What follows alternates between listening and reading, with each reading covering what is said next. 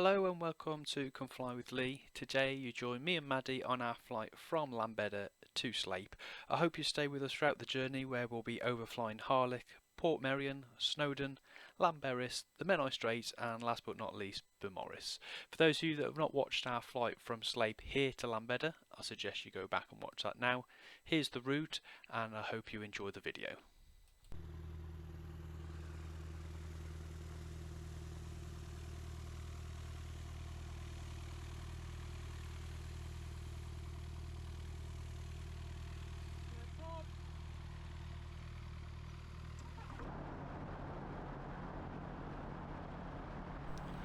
So with the aircraft started, we're just going to do some taxi checks and then we're going to find a space for us to do our warm-up and power checks.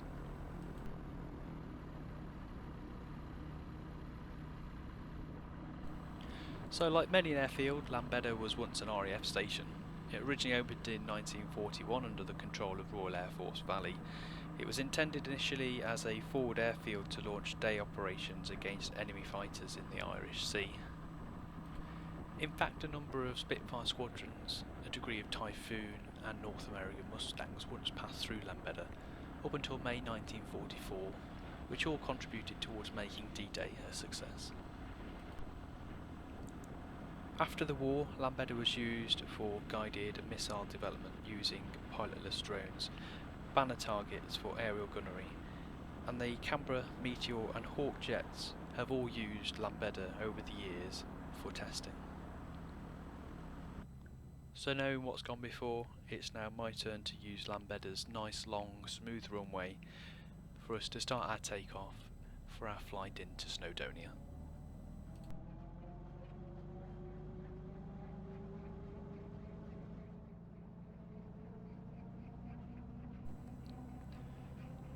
So I've kept the pre-rotation, takeoff and climb out in the video and not edited it out, as people often mention that they enjoy watching this particular phase of flight. However, I'm not going to comment on them as I often do in other videos, but what I will say is that throughout this video I've tried to comment on some of the places that we're overflying, give a bit of history, a bit of context, a bit of background, so hopefully you might even learn something or pick up something from the video.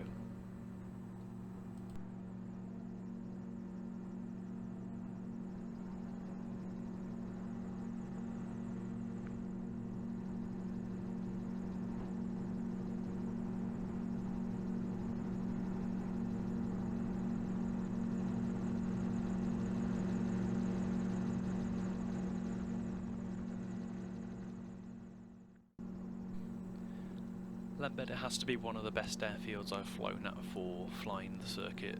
Days like today, the views struggle to be beaten. Just to the northwest of Llanbedr, between the runway and the beach, you have Shell Island, which is a rather well-known camping resort.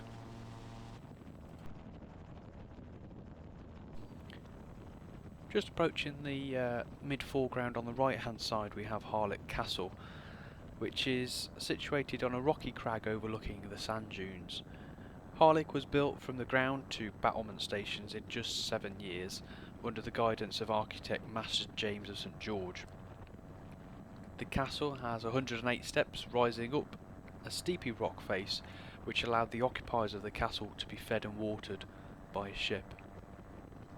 Today the castle has a floating footbridge which allows easier access, and we can see it just here on the right hand side.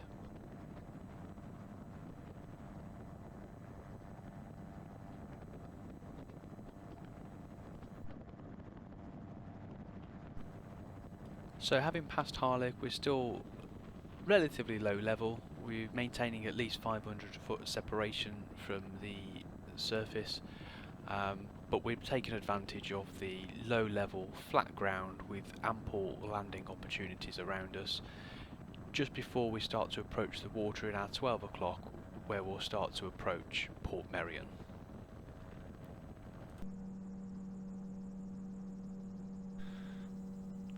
Just situated to the left of the rotor RPM gauge we have Portmeirion coming into view.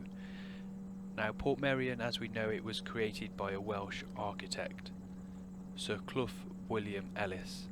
He acquired the site in 1925 and he worked over 50 years developing it to show how a naturally beautiful site could be developed without spoiling it. The village was completed in 1976 to a point as we know it today.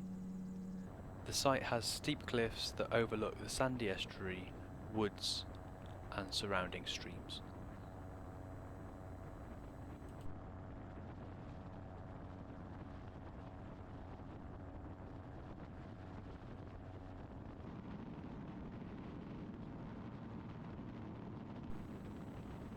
So now we're approaching the peripheries of the Snowdonia mountain ranges, and it's time to start thinking about climbing the aircraft to gain sufficient height to get ourselves through the mountainous terrain ahead of us.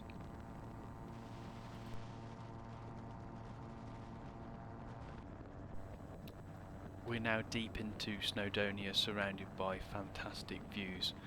We can see Snowdon off at our 1 o'clock with the rising ridgeline leading up to its peak. The peak of Snowdon is situated some 1,085 metres above sea level, meaning it's the highest mountain in Wales and the highest point in the British Isles outside of Scotland.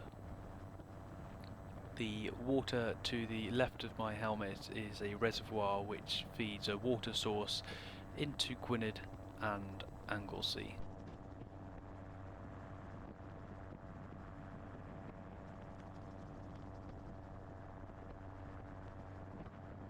Pointing out now to Maddie one of the routes up to Snowdon, and we can see the path leading round along and then up the ridge, along ascent to the top.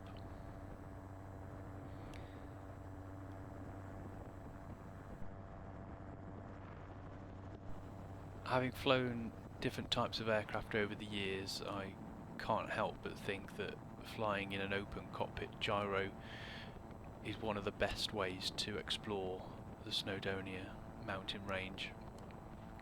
The views are absolutely incredible, and I'm now going to let the video play and you can see our flight up round the top of Snowdon, leading then down into the valley of Llanbedr.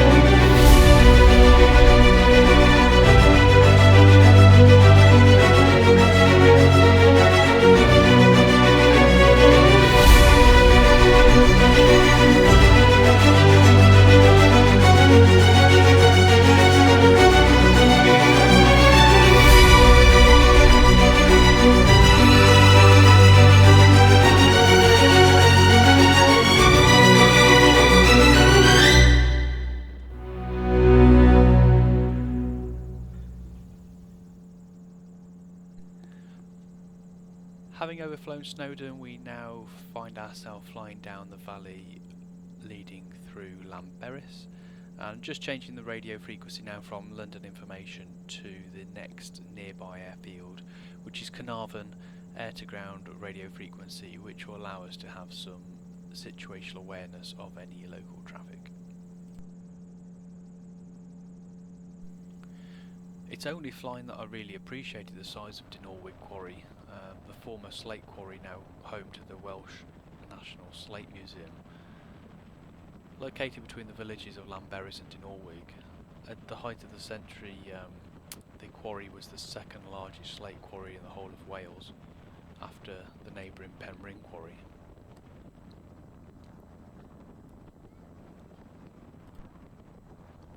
We've also got Dinorwig Power Station down here, which was commissioned and opened in 1984.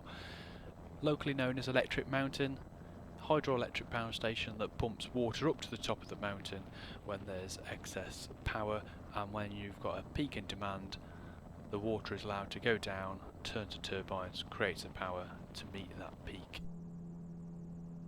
And now we're heading to Anglesey. We can see the Menai Straits, which is the water that's joining the coast from the left hand side of the screen to the right hand side. The land, the opposite side of that joining water, is Anglesey. We can now see Anglesey more clearly and the Menai Straits with the joining Telford Menai suspension bridge. The bridge opened in 1826, being the world's first iron suspension bridge. It's some 305 metres long and 177 metres in central span. To the left we have the second bridge, the Britannia Bridge, opening in 1850. It's a box girder design, designed by William Fairbairn and Robert Stevenson, and the Britannia Bridge was originally built to carry rail traffic. However, it was converted to a double-decker structure following a fire in 1970, and the Britannia Bridge, the one on the left, now carries both rail and road traffic.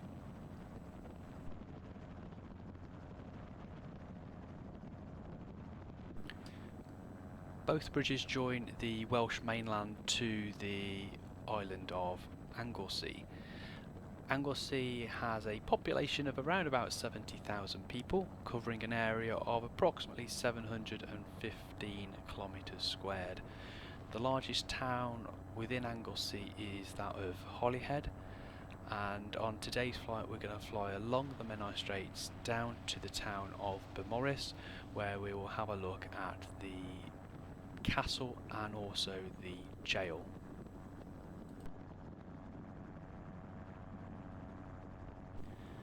So now we're overflying the town of Beaumaris, and I'm going to share with you a bit of information about Beaumaris that you might not know unless you've visited, done a bit of research or have local knowledge. The trees directly ahead of us contain something called the Barron Hill Estate, and I'll overfly that shortly. But there's a road that leads into Beaumaris just down to the left hand side of us along the coast, and as you're driving from the Menai bridges towards Beaumaris, you have a gate on the left hand side. Looks like a big grand gate, or what once was a big grand gate, and I always wondered what that led to. Well, actually it's this Barron Hill Estate. The estate was built in 1618 at the request of Richard Buckley. By World War I, the Buckley family moved from the mansion and no longer used it as a permanent residence due to the lack of funds to maintain the stately home. We can see it down beneath us here, hidden within the trees. The story goes that in 1939, at the outbreak of World War II, the mansion was taken up by the government and used as a temporary housing for Polish soldiers. Now, the Polish soldiers found the home too cold, and they lit a deliberate fire within the mansion with intention that they would then get moved to better accommodation. The fire destroyed large parts of the interior, and the soldiers were removed from the house, only to find themselves in tented accommodation within the Barron Hill grounds. The mansion was abandoned afterwards and remains abandoned to this day.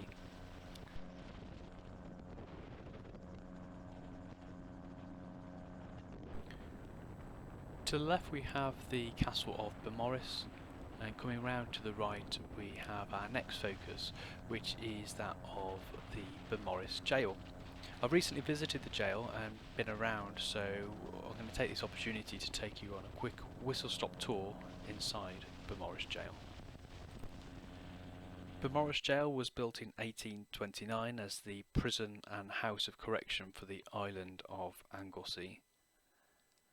The architecture is deliberately grim and forbidding, as so to dampen the prisoners' spirits. This is especially true of the entrance, and the entrance or the gatehouse of most jails were designed in such a way as to intimidate the inmates. We're now in the men's workroom, where the inmates were set to work from 6 AM to 6 PM. A common task was oakum picking, which involved unpicking pieces of old rope to reclaim the fibres. And this is an example of the oakum. In 1859, Owen Morris succeeded in escaping the prison, the only person ever to successfully do so. He did it whilst the guard was at breakfast, and he used the oakum rope as a means of escape.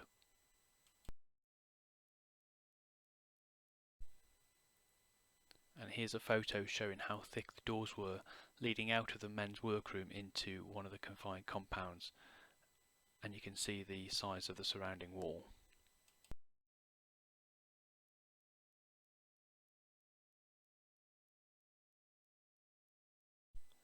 During World War II, munitions were secretly hidden within this vault within a cell. The jail was also the home of the captured prisoners of war, and it was also the location of the Beaumaris air raid siren. Should any of the women in the prison have babies with them, they were still expected to work in the women's workroom here. However, there was a piece of rope connected upstairs to the baby's crib that they could pull on the rope to rock the crib to comfort the baby. Throughout the history of Beaumaris prison, 2 inmates lost their lives through the means of execution. Other inmates were put to work for hours on end, and one way of that was through the treadmill. Most prisons this was a pointless task, but within Beaumaris this was to drive the water system within the prison. Hopefully you've gained something from it, and as I said, that was just a quick whistle-stop tour within Beaumaris prison.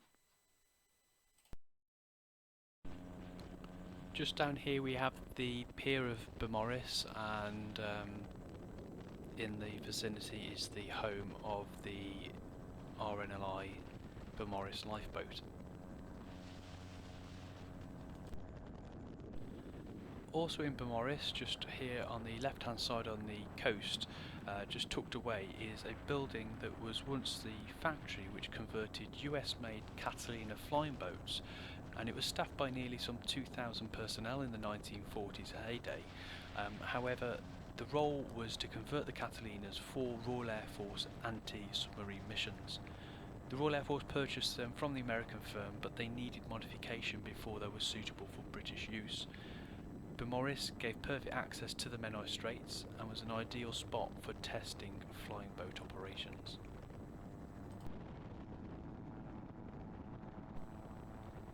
It was then time to start heading back. We flew along the coast and you can see some more of the mining that's taken place into the Welsh mountainside here on the right hand side. Not something I'd ever noticed to the extent that's going on until flying. You don't have the view otherwise. So it's certainly a privilege to be able to fly and not something in which I forget. We flew down towards Conway, we picked up the A5 flying down towards Llangollen, down to Ellesmere and then back into Sleap. I hope you've enjoyed the video. If you do, press the thumbs up, and if you've not subscribed to the channel yet, I appreciate if you do that. Leave me a comment, whether it be good or bad. Let me know your thoughts of the video. Obviously a lot of time and effort goes into making them, so to know that there are people out there that are watching them and have an interest will make me want to create more going forwards. So as always, thanks for watching.